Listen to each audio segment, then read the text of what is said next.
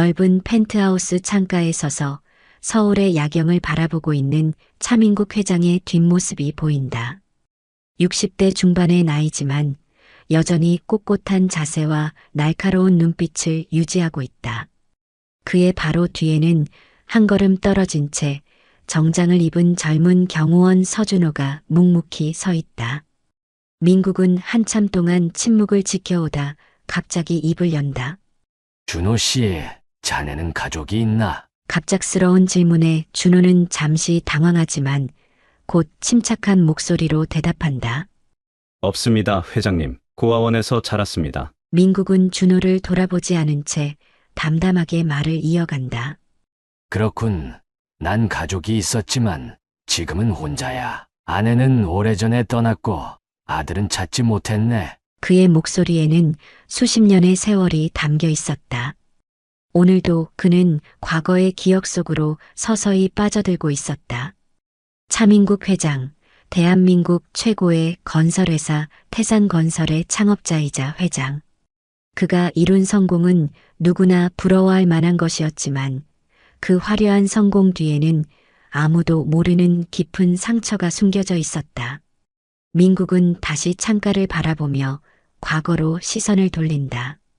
30년 전 그는 작은 건설 현장의 평범한 인부에 불과했다. 비가 오나 눈이 오나 매일 새벽 5시에 일어나 현장으로 향했다. 손에는 굳은 살이 박히고 얼굴은 햇빛에 그을려 있었지만 그의 눈빛만큼은 언제나 열정으로 가득 차 있었다. 민구가 오늘도 일찍 가는구나. 하숙집 아주머니의 목소리에 민국은 고개를 끄덕였다. 그의 하루는 언제나 새벽부터 시작됐다. 다른 인부들보다 항상 1시간 먼저 현장에 도착해 일을 배우려 노력했다. 목수, 미장이, 전기공, 배관공. 그는 모든 기술을 배우려고 했다. 다른 인부들은 퇴근 후 소주 한 잔으로 하루의 피로를 풀 때 민국은 건설 관련 책을 읽거나 야간 학교에 다니며 건축과 경영을 공부했다. 이 친구 대체 무슨 꿈을 꾸는 거야? 현장 동료들은 그런 민국을 이해하지 못했다. 그러던 어느 날 현장에서 큰 사고가 났다. 크레인이 무너지면서 여러 인부들이 다쳤고 그중 한 명은 생명이 위독했다. 민국은 주저없이 그를 업고 병원으로 달려갔다. 그곳에서 그는 간호사 윤미라를 처음 만났다. 빨리요. 이분 상태가 위험해요. 민국의 다급한 외침에 달려온 미라의 눈빛은 침착했다. 그녀는 즉시 응급처치를 시작했고 덕분에 직원의 생명을 구할 수 있었다. 그날 이후 민국은 매일 병원을 찾았다. 처음에는 다친 동료를 위한 것이었지만 점차 미라를 보기 위한 방문으로 변해갔다. 매일 오시네요. 그렇게 걱정되세요? 미라가 물었다. 네. 아니, 사실은. 민국은 머뭇거리다 용기를 내 말했다. 당신을 보러 왔어요. 그 고백을 시작으로 두 사람은 가까워졌다. 미라는 홀어머니 밑에서 자라며 간호학교를 졸업한 강인한 여성이었다. 그녀의 따뜻한 미소와 현실적인 조언은 민국에게 큰 힘이 되었다. 언젠가 내 회사를 세우고 싶어요. 남의 밑에서 일하는 게 아니라 직접 건물을 짓고 싶어요. 민국은 미라에게 자신의 꿈을 이야기했다. 할 수 있을 거예요. 당신은 다른 사람들과 달라요. 그 열정이면 반드시 이룰 수 있어요. 미라의 격려는 그에게 더 큰 꿈을 꾸게 했다. 2년간의 연애 끝에 두 사람은 결혼했다. 결혼식은 소박했지만 그들의 마음만큼은 누구보다 풍요로웠다. 신혼집은 허름한 반지하 단칸방이었다. 비가 오면 물이 새고 겨울이면 벽에 성의가 맺혔지만 그들에게는 천국이나 다름없었다. 언젠가는 꼭 당신에게 멋진 집을 선물할게요. 민국의 약속에 미라는 웃으며 고개를 저었다. 집이 중요한 게 아니에요. 우리가 함께 있다는 게 중요하죠. 그렇게 두 사람은 서로를 의지하며 어려운 시간을 견뎌냈다. 민국은 낮에는 건설 현장에서 일하고 밤에는 건설 관련 자격증을 따기 위해 노력했다. 미라는 병원에서 3교대 근무를 하며 가게를 꾸려나갔다. 때로는 지치고 힘들었지만 서로를 향한 믿음이 있었기에 모든 것을 이겨낼 수 있었다. 민국의 전환점은 5년차 건설 현장에서 찾아왔다. 당시 그는 이미 현장 책임자로 승진해 있었다. 성실함과 기술력을 인정받아 여러 팀을 관리하는 위치에 오른 것이다. 그러던 어느 날 건설사 사장이 직접 그를 찾아왔다. 차 반장, 자네 능력이 아깝다는 생각이 들어. 우리 회사 본사에서 일해보지 않겠나? 그렇게 민국은 현장에서 사무실로 자리를 옮기게 되었다. 처음에는 낯설고 어색했지만 그의 현장 경험과 밤새 공부한 지식은 큰 자산이 되었다. 특히 그는 설계도를 보는 안목과 원가 계산 능력이 뛰어났다. 직원들 중 누구보다 빠르게 일을 배우고 성과를 내기 시작했다. 그러던 중 회사에 큰 위기가 찾아왔다. 진행 중이던 대형 프로젝트의 원가가 폭등하면서 회사가 손실을 볼 위기에 처한 것이다. 임원들은 모두 손을 놓고 있을 때 민국은 밤을 새워 모든 항목을 분석했다. 그리고 다음 날 아침 사장실 앞에서 기다렸다. 사장님, 해결책이 있습니다. 민국은 자신이 찾아낸 비용 절감 방안과 설계 변경안을 제시했다. 처음에는 반신반의하던 사장도 곧 그의 제안이 타당하다는 것을 인정했다. 결국 민국의 아이디어 덕분에 회사는 위기를 넘길 수 있었다. 자네 덕분에 회사가 살았네. 앞으로 자네에게 더 많은 책임을 맡기고 싶어. 그렇게 민국은 건설회사에서 빠르게 승진을 거듭했다. 그의 능력을 인정받아 결국 회사의 핵심 임원까지 오르게 되었다. 야간대학에서 건축공학을 전공하며 학위도 취득했다. 미라는 그런 남편을 누구보다 응원했다. 승진과 함께 두 사람의 형편도 빠르게 나아졌다. 민국은 반지하 단칸방에서 시작해 이제는 강남의 중형 아파트를 장만할 수 있게 되었다. 회사의 대출 지원과 그동안 모아온 저축으로 구입한 아파트였다. 미라는 새 아파트로 이사하던 날 감격의 눈물을 흘렸다. 민국 씨, 당신이 해냈어요. 정말 대단해요. 아니, 우리가 함께 해냈어. 이건 시작일 뿐이야. 그리고 마침내 그들에게 기다리던 소식이 찾아왔다. 미라가 임신한 것이다. 아이를 가진 미라는 그 어느 때보다 아름다웠다. 민국은 열심히 일하며 아내와 태어날 아이를 위해 더 나은 환경을 준비했다. 아파트의 한 방을 아기방으로 꾸미고 아기용품을 하나하나 챙기며 행복한 시간을 보냈다. 우리 아이는 아빠처럼 끈기 있고 엄마처럼 따뜻한 사람이 되겠죠? 미라는 배를 쓰다듬으며 말했다. 당연하지. 우리 아이는 세상에서 가장 행복한 아이가 될 거야. 1990년 봄 그들의 아들 차윤우가 태어났다. 민국은 아들을 품에 안은 순간 이 세상 모든 것을 가진 것 같은 기분이었다. 작고 여린 생명체는 그의 인생에 새로운 의미를 부여했다. 윤우야, 아빠가 너를 위해 반드시 성공할게. 넌 절대 고생하지 않도록 해줄게. 아들이 태어난 후 민국은 더 큰 꿈을 꾸기 시작했다. 언젠가는 자신만의 회사를 세우고 싶다는 생각이 강해졌다. 현재 다니는 회사에서의 성공에 안주하지 않고 더 큰 도전을 하고 싶었다.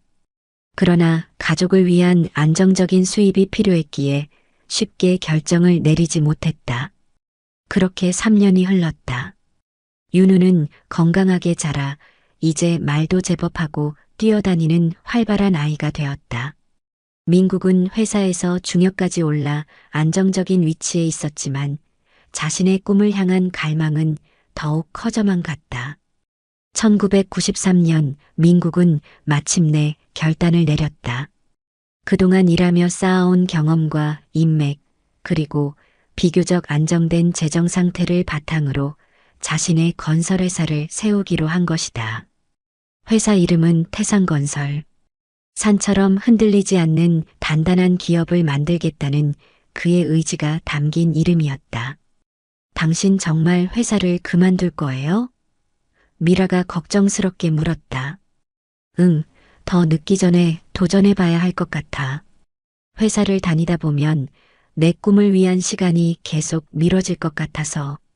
난 당신 결정을 믿어요. 하지만 처음부터 너무 무리하지 말아요. 윤우도 있고. 민국은 아내의 손을 꼭 잡았다. 고마워. 당신이 있어서 용기를 낼 수 있어. 걱정 마. 윤우를 위해서라도 반드시 성공할 거야. 태산건설의 시작은 작았다. 강남의 화려한 사무실이 아닌 을지로의 작은 사무실에서 출발했다. 직원도 단 5명. 민국의 오랜 현장 동료들이 그의 뜻을 믿고 함께한 것이다. 처음에는 작은 리모델링 공사와 인테리어 작업부터 시작했다. 민국은 이전 회사에서 쌓은 인맥을 활용해 하나둘 일감을 따내기 시작했다. 사장님, 이번에 새로운 입찰 정보가 들어왔습니다. 비서가 서류를 건네자 민국은 눈을 빛냈다. 드디어 우리가 기다리던 기회군. 그것은 중소규모의 오피스 빌딩 신축 공사였다. 태산건설에게는 첫 대형 프로젝트가 될 수 있는 기회였다. 민국은 모든 것을 걸고 입찰 준비를 했다. 밤을 새워가며 완벽한 제안서를 만들었고 현장 경험을 살려 실현 가능한 가격을 제시했다. 결과는 성공적이었다. 태산건설은 그 프로젝트를 따냈고 민국은 모든 열정을 쏟아부어 공사를 진행했다. 그는 매일 현장을 직접 감독하며 품질을 관리했다. 예상보다 적은 예산으로 예상보다 빠른 시간 안에 건물을 완성했다. 건물주는 크게 만족했고 이 소문은 빠르게 퍼져나갔다. 차 사장, 자네 회사가 일을 참 잘한다고 들었네. 우리 프로젝트도 맡아주게. 입소문을 타고 태산건설에는 점점 더 많은 의뢰가 들어오기 시작했다. 직원 수는 빠르게 늘어났고 사무실도 확장했다. 미라는 간호사 일을 그만두고 회사 일을 돕기 시작했다. 그녀의 세심함과 따뜻한 성격은 직원들의 단결력을 높이는데 큰 역할을 했다. 윤우도 어느새 유치원에 다니는 나이가 되었다. 아침마다 아빠가 회사에 갈 준비를 하면 윤우는 그의 서류 가방을 들어주며 말했다. 아빠, 오늘도 큰 빌딩 만들어요? 그래, 아빠가 정말 멋진 빌딩을 만들고 있어. 다 지어지면 윤우랑 같이 가보자. 행복한 나날이 이어졌다. 태산건설은 창립 3년 만에 중견 건설회사로 성장했다. 민국의 뛰어난 경영 능력과 기술력, 그리고 정직한 사업 방식이 빛을 발했다. 사람들은 그를 건설업계에 떠오르는 별이라 불렀다. 그러나 세상살이란 언제나 순탄치만은 않은 법. 1997년 말 한국을 강타한 IMF 외환위기는 태산건설에도 큰 타격을 주었다. 진행 중이던 여러 프로젝트가 중단되고 계약금을 받았던 공사들이 취소되기 시작했다. 건설업계 전체가 휘청거렸다. 거대한 파도가 밀려오듯 위기는 갑작스럽게 찾아왔다. 하루아침에 금융권은 대출을 회수하기 시작했고 회사 자금 사정은 급격히 악화되었다. 민국은 사무실에 밤늦게까지 남아 해결책을 찾기 위해 고민했다. 직원들의 월급을 제때 주기 위해 개인 재산까지 투입했지만 상황은 나아질 기미가 보이지 않았다. 사장님, 이대로 가다간 회사가 무너집니다. 일단 인원 감축을 해야 합니다. 재무이사가 조심스럽게 제안했다. 민국은 고개를 저었다. 직원들은 마지막까지 지켜야 해. 다른 방법을 찾아보자. 그는 모든 프로젝트를 재검토하고 회사의 자산을 정리하기 시작했다. 그러나 당시 부동산 시장도 얼어붙어 죗값을 받기 어려웠다. 결국 민국은 마지막 카드를 꺼내들었다. 강남에 있는 자신의 아파트를 담보로 추가 대출을 받은 것이다. 여보, 집까지 걸면 어떡해요? 미라가 걱정스럽게 물었다. 지금은 회사를 살리는 게 우선이야. 걱정 마. 분명 이 위기도 곧 지나갈 거야. 하지만 상황은 생각보다 빠르게 악화되었다. 건설 경기는 최악으로 치달았고 발주처들의 부도가 속출했다. 완공한 건물의 대금조차 받지 못하는 경우가 많았다. 그럼에도 민국은 포기하지 않았다. 어떻게든 회사와 직원들을 지키기 위해 발버둥쳤다. 어느 날 밤 사무실에서 늦게까지 일하던 민국은 가슴에 심한 통증을 느꼈다. 과로와 스트레스가 쌓여 심장에 무리가 온 것이다. 쓰러진 그를 발견한 당직 직원이 급히 병원으로 데려갔다. 당분간 절대 안정이 필요합니다. 이대로 가다간 더 큰 문제가 생길 수 있어요. 의사의 경고에도 민국은 오래 병원에 머물지 않았다. 회사가 위태로운데 여기서 누워 있을 순 없어. 그는 퇴원 수속을 밟았다. 집으로 돌아오는 길, 미라는 남편의 수척해진 모습을 보며 눈물을 참을 수 없었다. 한때 당당하고 힘찬 모습은 온데간데없고 피곤함과 근심이 깊게 패인 얼굴만 남아 있었다. 이제 그만해요. 회사보다 당신 건강이 더 중요해요. 걱정 마. 난 괜찮아. 직원들 가족들도 우리 책임이야. 그날 밤 윤우는 아버지의 무릎에 앉아 그동안 그린 그림을 보여주었다. 아이의 그림 속에는 높은 빌딩을 짓는 아빠의 모습이 그려져 있었다. 아빠는 세상에서 제일 멋진 빌딩을 만드는 사람이에요. 윤우가 자랑스럽게 말했다. 민국은 아들을 꼭 안아주었다. 이 순간 그는 다시 한번 어떻게든 이 위기를 극복해야겠다고 다짐했다.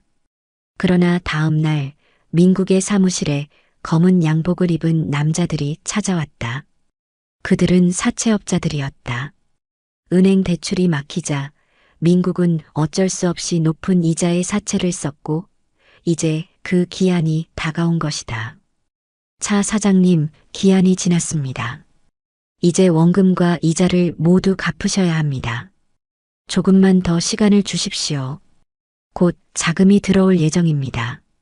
미안합니다만 더 이상 기다릴 수 없습니다. 그날 이후 사채업자들의 방문은 계속되었다. 처음에는 정중한 독촉이었지만 점차 그 어조와 방식이 위협적으로 변해갔다. 회사 전화는 끊임없이 울렸고 직원들은 불안에 떨기 시작했다.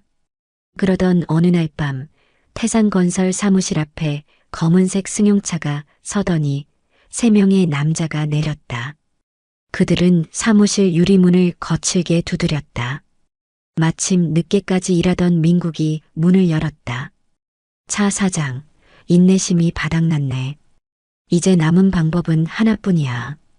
그들은 민국을 거칠게 밀치고 사무실 안으로 들어왔다. 사납게 돌아다니며 컴퓨터를 뒤집고 서류를 흐트러뜨렸다. 위협적인 분위기에 민국은 머리가 하얘졌다. 이들이 진짜 위험한 사채업자들이라는 것을 실감하는 순간이었다. 돈이 없으면 다른 방법으로 받아야겠지. 들리는 소문에 차 사장 가족이 강남에 산다면서 그 말에 민국의 온몸에 전율이 흘렀다. 가족을 위협하는 말이었다. 가족은 건드리지 마시오. 내가 어떻게든 돈을 마련하겠소. 딱 일주일만 더 기다려주지. 그때까지 안 되면. 남자는 말끝을 흐렸지만 그 뜻은 분명했다. 사무실에 혼자 남은 민국은 주저앉아 얼굴을 감쌌다. 이제 더 이상 방법이 없었다. 가족의 안전이 위협받는 상황에서 할 수 있는 선택은 하나뿐이었다. 그날 밤 그는 모든 것을 정리하기 시작했다. 다음 날 아침 민국은 평소보다 일찍 일어나 윤우의 방으로 갔다. 아직 잠든 7살 아들의 얼굴을 오래도록 바라보았다. 마지막으로 보는 것처럼 아들의 모든 것을 기억하려 했다. 작은 손가락, 도톰한 볼, 긴 속눈썹. 손으로 아들의 머리카락을 살짝 쓰다듬었다. 미안해, 윤우야. 아빠가 약속을 지키지 못해서. 거실로 나온 민국은 미라에게 차분히 말했다. 나 좀 나갔다 올게. 중요한 미팅이 있어. 아침은? 미라가 걱정스럽게 물었다. 괜찮아. 밖에서 먹고 갈게. 현관에서 신발을 신으며 민국은 마지막으로 집안을 둘러보았다. 모든 것이 그대로인데 무언가 작별을 고하는 듯한 기분이었다. 그는 깊게 한숨을 내쉬었다. 미라야. 응? 고마워. 그동안 정말 고마웠어. 미라는 의아한 표정을 지었지만 민국은 더 이상 말을 잇지 않고 문을 열고 나갔다. 그것이 가족과의 마지막 대화였다. 민국은 곧장 변호사 사무실로 향했다. 거기서 모든 재산을 미라 명의로 이전하는 서류를 작성했다. 가족을 지키기 위한 최소한의 조치였다. 그리고 짧은 편지 하나를 남겼다. 미라에게 미안하다. 내가 너무 무리했어. 하지만 걱정하지 마. 모든 걸 내 명의로 해뒀으니 너와 윤우는 괜찮을 거야. 회사 일은 내가 책임질게. 윤우에게 아빠가 나쁜 사람이 아니라고 말해줘. 언젠가 반드시 돌아올게. 사랑해. 그 후 민국은 짐을 최소한으로 챙겨 서울을 떠났다. 목적지는 멀리 부산. 그곳에서 새 출발을 하기로 했다. 가족을 위험에서 멀어지게 하기 위한 선택이었다. 사채업자들이 그를 찾지 못하면 가족도 건드리지 않을 것이라 생각했다. 미라는 남편이 갑자기 사라진 이유를 이해하지 못했다. 편지 내용으로 상황의 심각성을 짐작할 수 있었지만 왜 함께 해결하지 않고 홀로 떠났는지 받아들이기 어려웠다. 경찰에 실종 신고를 하고 찾아보았지만 민국은 흔적도 없이 사라졌다. 사채업자들은 결국 민국의 집을 찾아왔지만 모든 재산이 미라 명의로 되어 있어 손을 대지 못했다. 그러나 그들은 끈질기게 미라를 괴롭혔다. 밤낮으로 전화를 걸어 협박하고 때로는 집 앞까지 찾아와 위협했다. 당신 남편이 어디 있는지 알려주면 좋을 텐데. 결국 미라는 끊임없는 협박과 위협 속에서 윤우를 데리고 이사를 결정했다. 그녀는 친정 어머니가 계신 대구로 거처를 옮겼고 간호사 일을 다시 시작해 생계를 꾸려나갔다. 하지만 불행은 연달아 찾아왔다. 이사한 지 1년도 채 되지 않아 미라는 중병 진단을 받았다. 간암 말기.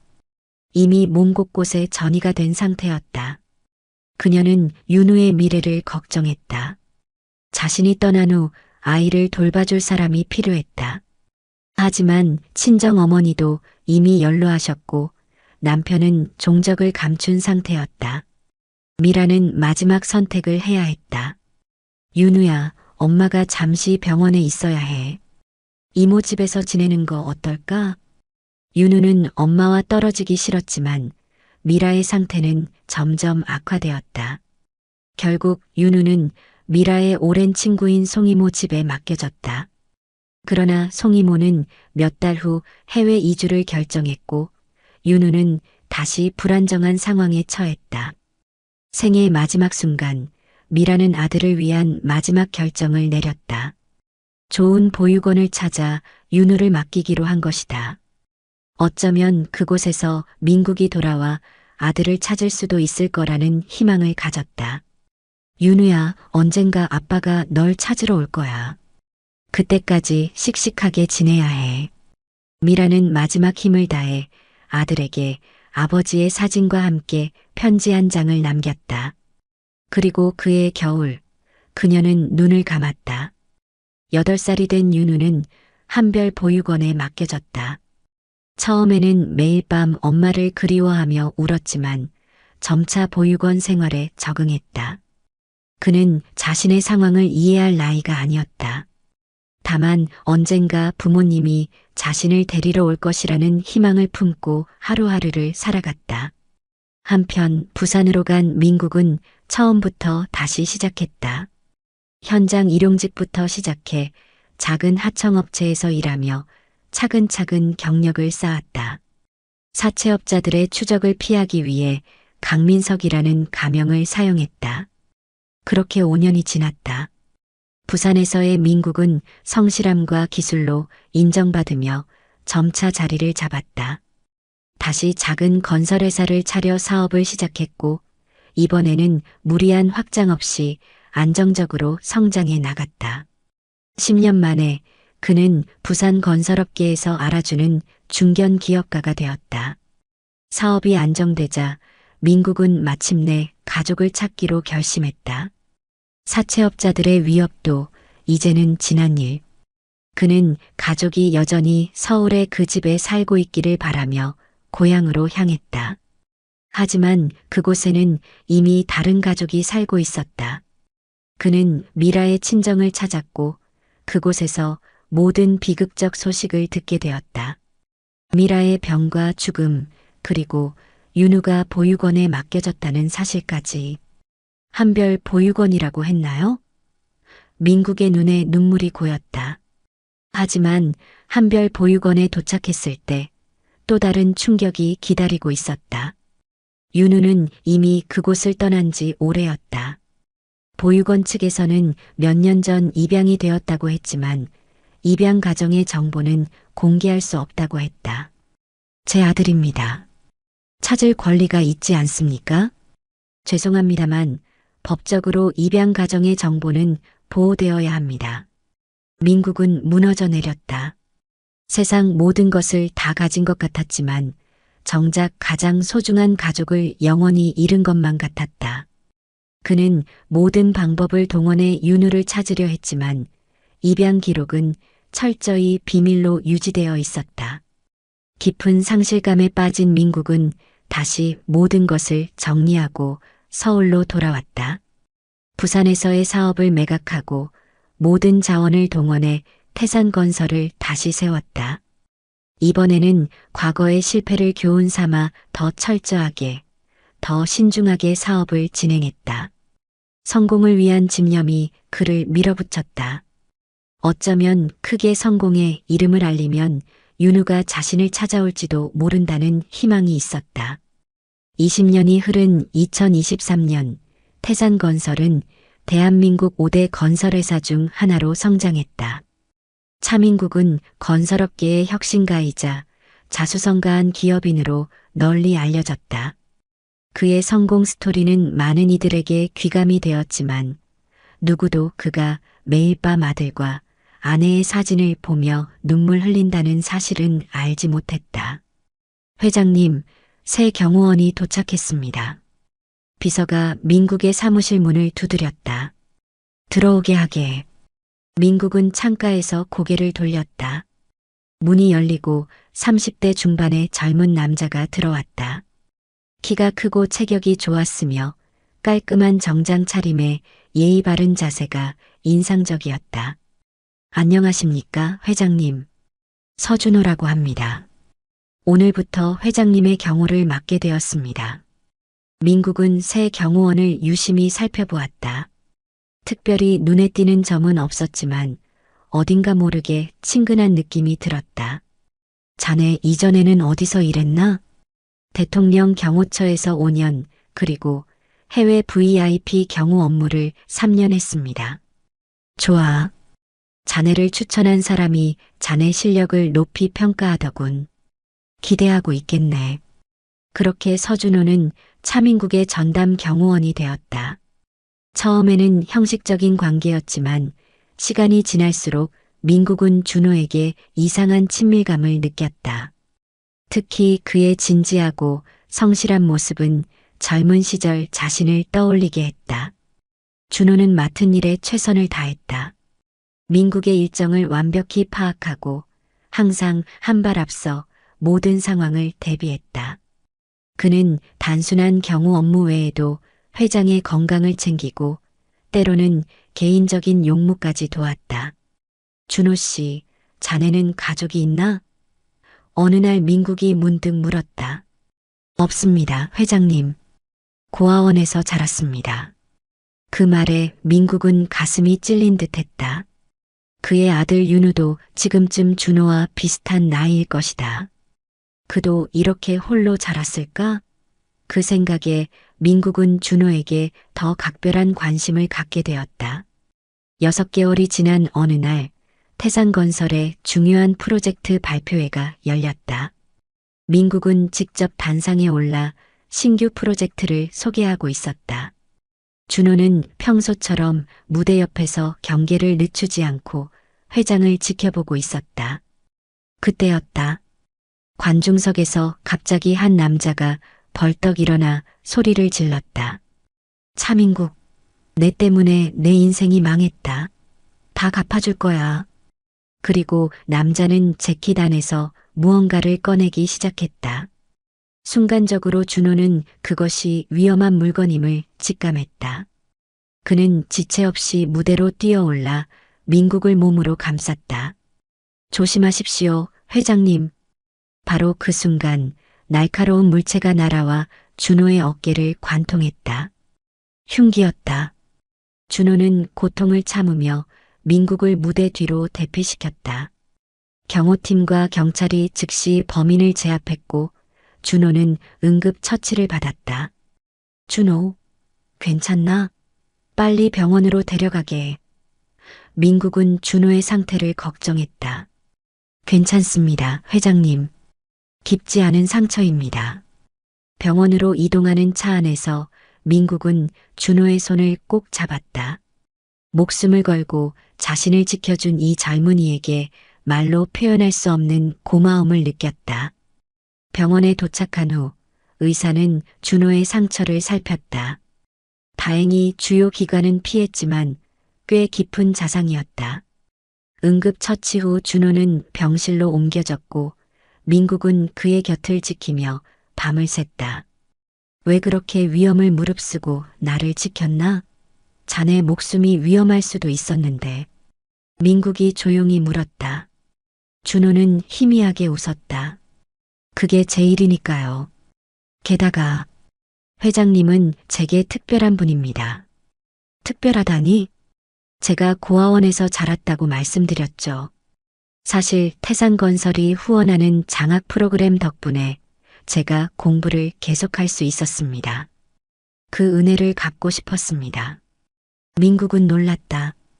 그는 아들을 찾는 과정에서 여러 보육원을 후원해왔지만 준호가 그 중 한 명이었다는 사실은 몰랐다. 운명의 장난처럼 느껴졌다. 병원에서 준호의 병실을 나서는 순간 민국은 생각에 잠겼다. 뭔가 이상한 점이 있었다. 준호가 위험에 처한 자신을 보호하는 순간 그의 눈에서 본 무언가가 익숙했다. 아내 미라의 눈빛과 닮아 있었던 것 같았다. 말도 안 돼. 민국은 중얼거렸다. 하지만 그 생각은 쉽게 지워지지 않았다. 다음 날 민국은 준호의 개인 기록을 조사하기 시작했다. 나이는 32세. 윤우와 같은 또래였다. 한별 보육원에서 자랐다는 기록도 있었지만 8살 때 입양되었다가 15살에 다시 보육원으로 돌아온 것으로 나타났다. 민국의 심장이 빠르게 뛰기 시작했다. 한별. 미라가 윤우를 맡겼던 바로 그 보육원이었다. 민국의 손이 떨렸다. 이제 그는 확신이 필요했다. 무언가 결정적인 증거가 있어야 했다. 병원을 다시 찾은 민국은 준호가 잠든 사이 그의 소지품을 살펴보기로 했다. 용서를 빌며 그의 지갑을 열었을 때 그곳에는 오래된 사진 한 장이 들어 있었다. 어린 시절의 준호와 한 여성의 사진. 민국은 숨을 멈췄다. 사진 속 여성은 분명 미라였다. 윤우야. 민국의 눈에서 눈물이 흘러내렸다. 그때 준호가 눈을 떴다. 회장님? 무슨 일이세요? 민국은 떨리는 손으로 사진을 들어 보였다. 이 사진 자네 어머니신가? 준호의 눈이 커졌다. 네. 어머니 사진입니다. 어떻게 아셨죠? 원래 이름이. 입양 전 자네 이름이 뭐지?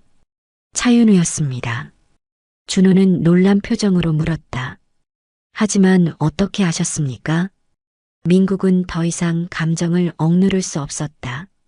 그는 소리내어 울기 시작했다. 윤우야. 내가 정말 윤우구나.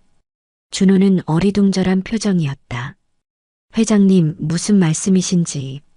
민국은 주머니에서 자신의 지갑을 꺼내 오래 간직해온 사진 한 장을 꺼냈다. 그것은 젊은 시절의 민국과 미라 그리고 아기였던 윤우가 함께 찍은 가족 사진이었다. 난 내 아버지다, 윤우야. 준호는 말없이 사진을 바라보았다. 그의 손이 미세하게 떨리기 시작했다. 저는 어머니가 돌아가시기 전에 편지와 사진을 받았습니다. 어머니는 아버지가 사업 실패로 우리를 두고 떠나셨다고 하셨어요. 그 후 저는 김 씨 가정에 입양되었다가 양부모님이 해외로 이주하시면서 다시 보육원으로 돌아왔습니다. 그건 사실이 아니야. 민국의 목소리가 떨렸다. 내가 떠난 건 너희를 지키기 위해서였어. 사채업자들이 너희를 위협했어. 내가 사라지면 너희는 안전할 거라 생각했지. 준호의 얼굴에는 복잡한 감정이 교차했다. 30년 넘게 자신이 알고 있던 진실이 뒤집히는 순간이었다. 그는 사진을 내려놓고 가만히 침대에 앉았다. 증명할 수 있습니까? 정말 제 아버지라는 걸요. 민국은 목소리를 가다듬었다. 내 오른쪽 귀 뒤에는 작은 점이 3개 있을 거야. 마치 삼각형 모양처럼. 태어날 때부터 있었지. 준호의 눈이 커졌다. 그것은 아무도 모르는 그의 신체적 특징이었다. 그는 본능적으로 오른쪽 귀 뒤를 만졌다. 그리고 내 발목에는 3살 때 넘어져서 생긴 작은 흉터가 있어. 내 엄마가 얼마나 놀랐는지. 그때 내가 처음으로 아프지 않아요라고 말했던 게 기억나. 준호의 눈에 눈물이 고였다. 그의 내면에서는 수많은 감정이 소용돌이쳤다. 어린 시절부터 품어온 버림받았다는 상처, 아버지에 대한 분노, 그리고 지금 눈앞에 있는 남자에 대한 혼란스러운 감정들. 왜 돌아오지 않으셨어요? 엄마가 돌아가실 때까지, 제가 혼자일 때까지. 민국은 고개를 숙였다. 찾았어. 정말 찾았단다. 사업이 안정되자마자 서울로 돌아와 너희를 찾았지만 미라는 이미. 그리고 너는 입양됐다고. 보육원에서는 입양 정보를 공개할 수 없다고 했어. 그래서 내가 할 수 있는 건 최대한 많은 보육원을 후원하면서 너의 소식을 기다리는 것뿐이었어. 준호는 오랫동안 침묵했다. 머릿속에서는 어린 시절의 기억들이 파편처럼 떠올랐다. 아직 어렸을 때 희미하게 기억나는 아버지의 얼굴, 엄마가 자주 보여주던 가족 사진, 그리고 보육원에서 외롭게 보낸 시간들. 왜 이제서야 말씀하시는 겁니까? 제가 입사한 지 벌써 6개월이 지났는데요. 확신이 없었어. 내가 정말 내 아들 윤우인지. 수많은 젊은이들을 후원했고 내가 그중 하나일 수도 있다고 생각했지. 하지만 어제 내가 나를 위해 목숨을 걸었을 때 그 눈빛에서 미라를 봤어. 그리고 내 지갑에서 사진을. 병실은 다시 침묵에 잠겼다. 30년의 세월이 만든 간극은 쉽게 메워지지 않을 만큼 깊었다. 마침내 준호가 입을 열었다. 어릴 때 저는 매일 밤 아버지가 돌아오길 기도했어요. 엄마는 항상 아빠는 곧 돌아올 거야라고 말씀하셨거든요. 그런데 시간이 지날수록 그 말을 믿기 어려워졌죠. 민국의 눈에서 눈물이 흘러내렸다. 양부모님이 저를 데려갔을 때도 저는 언젠가 진짜 아버지가 나타나실 거라고 생각했어요. 하지만 결국 저는 그 기대를 접었습니다. 준호는 깊게 숨을 내쉬었다. 지금은 어떻게 해야 할지 모르겠습니다. 갑자기 모든 것이 민국은 조심스럽게 준호의 손을 잡았다. 처음에는 준호가 경직되었지만 곧 그 손을 뿌리치지 않았다. 서두르지 않아도 돼. 시간이 필요하다면 얼마든지 줄게. 다만 이제는 내가 내 아들이라는 걸 알아. 그리고 그동안 못해준 것들, 지켜주지 못한 것들을 만회하고 싶어. 준호는 천천히 고개를 들어 민국의 눈을 마주 보았다. 그의 눈에는 아직 의심과 혼란이 있었지만 또한 오랫동안 갈구해온 어떤 감정도 스며 있었다. 시간이 필요합니다. 그래, 윤우. 아니, 준호야. 내가 원하는 만큼 시간을 가져도 돼.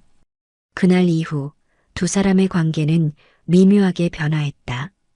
준호는 여전히 민국의 경호원으로 근무했지만 점차 업무 외적인 대화도 나누기 시작했다. 민국은 준호에게 과거 이야기를 들려주었고 미라와의 행복했던 시간들, 윤우가 태어났을 때의 기쁨, 그리고 모든 것을 잃고 홀로 싸워온 지난 30년의 시간들을 공유했다. 준호는 민국의 이야기를 들으며 조금씩 마음의 벽을 허물어갔다. 한동안은 회장님이라고 부르던 그가 어느 순간부터 아버님이라는 말을 조심스럽게 꺼내기 시작했다. 처음에는 어색했지만 그 한마디가 30년의 세월을 조금씩 메워갔다. 퇴원 후 민국은 준호에게 제안했다. 내 집에서 함께 살지 않을래? 물론 강요는 아니야. 내가 원한다면. 준호는 잠시 생각하더니 고개를 끄덕였다. 좋습니다. 경호원으로서도 그 편이 효율적일 것 같습니다. 표면적으로는 실용적인 이유를 댔지만 사실 그도 아버지와 더 많은 시간을 보내고 싶었다. 민국의 대저택으로 이사한 준호는 자신을 위해 특별히 준비된 방을 보고 감동했다. 그곳에는 어린 시절 그가 좋아했던 것들, 미라가 남긴 물건들, 그리고 가족 사진들이 가득했다. 이걸 다 어떻게 해? 30년 동안 내가 돌아올 날을 기다리며 모아둔 거야. 함께 생활하면서 두 사람은 서로에 대해 더 많은 것을 알아갔다. 준호는 고아원에서 자란 후 군에 입대해 특수부대에서 복무했고 제대 후 경호 전문가의 길을 걸어왔다는 것을 민국에게 들려주었다. 그의 삶은 결코 쉽지 않았지만 그 과정에서 단단한 책임감과 의리를 갖게 되었다. 민국 역시 자신의 회사를 키워온 과정, 실패와 성공의 순간들, 그리고 윤우를 찾기 위해 했던 모든 노력들을 이야기했다. 그는 준호에게 자신의 회사를 물려줄 계획도 있음을 조심스럽게 내비쳤다. 난 그저 내가 내 아들이어서 기쁘단다. 회사 같은 건 내가 원치 않으면 신경 쓰지 않아도 돼. 아니요, 아버님께서 그토록 열심히 일구신 회사입니다. 제가 지켜드리고 싶습니다. 6개월이 지나 민국은 준호를 공식적으로 자신의 아들로 인정하는 기자회견을 열었다. 세간의 의심과 궁금증 속에서 DNA 검사 결과까지 공개하며 준호의 정체성을 확립했다. 이제 준호는 차준호라는 이름으로 태산건설의 후계자로 공식 발표되었다. 인생의 아이러니였다. 민국이 가족을 지키기 위해 떠났던 그 결정이 결국 가족을 잃게 만들었고 30년의 시간이 흐른 후에야 아들을 되찾을 수 있었다. 하지만 두 사람은 더 이상 과거에 연연하지 않기로 했다. 남은 시간, 함께할 수 있는 시간이 소중했다. 창가에 서서 서울의 야경을 바라보는 민국의 뒤로 준호가 다가왔다. 아버님, 이제 들어가세요. 늦었습니다. 민국이 뒤돌아보며 미소 지었다. 내가 내 곁에 있다는 게 아직도 꿈만 같구나. 저도 그렇습니다. 하지만 이제 현실입니다. 우리는 다시 가족이 되었으니까요. 민국은 아들의 어깨를 감싸 안았다. 미안하다, 윤우야. 아빠가 너무 늦게 돌아왔구나. 괜찮습니다, 아버님. 중요한 건 돌아오셨다는 겁니다. 그리고 이제는 준호라고 불러주세요. 그 이름으로 새롭게 시작하고 싶습니다. 민국은 고개를 끄덕였다. 그래, 준호야. 두 사람은 나란히 창가에 서서 밤하늘을 바라보았다. 어딘가에서 미라가 그들을 지켜보고 있을 것만 같았다. 30년 동안의 아픔과 그리움을 뒤로하고 이제 그들은 새로운 시작을 맞이했다. 가족으로서의 시작을. 그날 밤 민국은 오랜만에 편안한 잠을 이룰 수 있었다. 더 이상 악몽에 시달리지 않았고 공허함에 괴로워하지 않았다. 그의 가슴은 평화로움과 감사함으로 가득 찼다. 마침내 그가 찾던 것을 찾았다. 돈도 명예도 권력도 아닌 진정한 행복. 바로 가족이었다.